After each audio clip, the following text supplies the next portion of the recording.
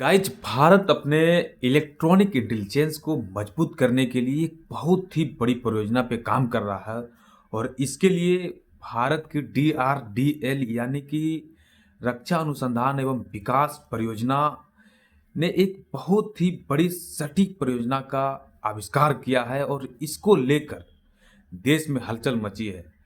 क्योंकि ये परियोजना ही ऐसी है, क्योंकि इस परियोजना को अगर भारत लॉन्च कर लेता है, भारत इसमें सफलता हासिल कर लेता है, तो चीन और अमेरिका के बाद भारत तीसरा देश होगा जिसके पास खुद का इंटेलिजेंस होगा, इलेक्ट्रॉनिक इंटेलिजेंस होगा। और इसको अगर भारत कर लेता है तो आपने देखा होगा कि जब भारत और चीन के साथ लड़ाइयाँ हुई थी गलवान में, तो अमेरिका डाटा दे रहा था कि भारत के इतने सैनिक शहीद हुए और चाइना के इतने सैनिक मारे गए। तो अमेरिका ये डाटा दे रहा था।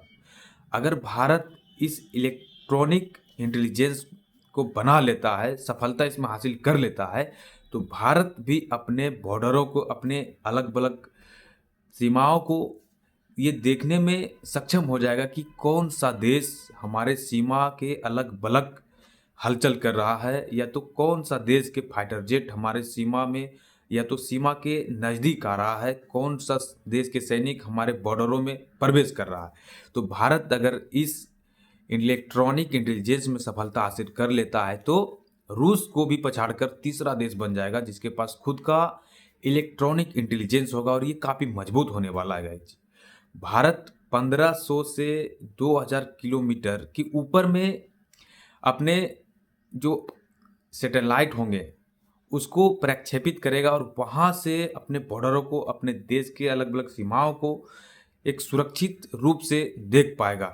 और इसको बनाने के बाद समझ सकते हैं कि अगर इसमें भारत सफलता हासिल कर लेता है तो इसको सफल होने के बाद अगर चाइना जिस तरह से गलवान में आ जाता है, पाकिस्तान जिस तरह से हमारे बॉर्डरों के नज़दीक आ जाता है, तो ऊपर से ही इस पे नज़र रखा जाएगा। तो ये चीज़ें होगी और यही होती है एक शक्तिशाली देश की पहचान कि आज आप पिछड़ ना जाएं, क्योंकि ये दौर है डिजिटलीकरण का।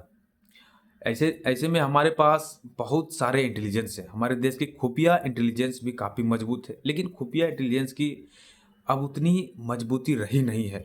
खुफिया इंटेलिजेंस की यही करामत होता है कि वो दूसरे देशों में जाते हैं और दूसरे देशों के चीज़ों को समझते हैं, दूसरे देशों के माहौल को, वहाँ पे उनके डाटा को जुटाते हैं और अपने देश में मुहैया कराता है। लेकिन अब जो इलेक्ट्रॉनिक इंटेलिजेंस आ गया है वो ऊपर से ही दूसरे देशों में क्या हलचल हो रही है, दूसरे देश क्या कर रहे हैं, उनको उस पर नज़र रखना होता है। और यही चीज़ें अमेरिका ने बहुत पहले कर लिया था, उसके बाद चाइना ने किया था। और यही चीज़ है कि ये दोनों देश आज दुनिया में धाक जमाए हुए हैं, अपने आप को एक यूँ कहें तो पावर वाला देश कहवाता है दुनिया में। अगर भारत इसमें सफलता हासिल कर लेता है तो भारत की स्थिति काफ़ी मजबूत हो जाएगी और भारत अपने डाटा को सुरक्षित कर पाएगा, अपने देश की सीमा को सुरक्षित कर पाएगा। यूँ कहें तो दूसरे देशों के अंदर भी इन सैटेलाइटों को घुमाकर उसको देख सकता है कि उन देश में क्या हलचल हो रहा है।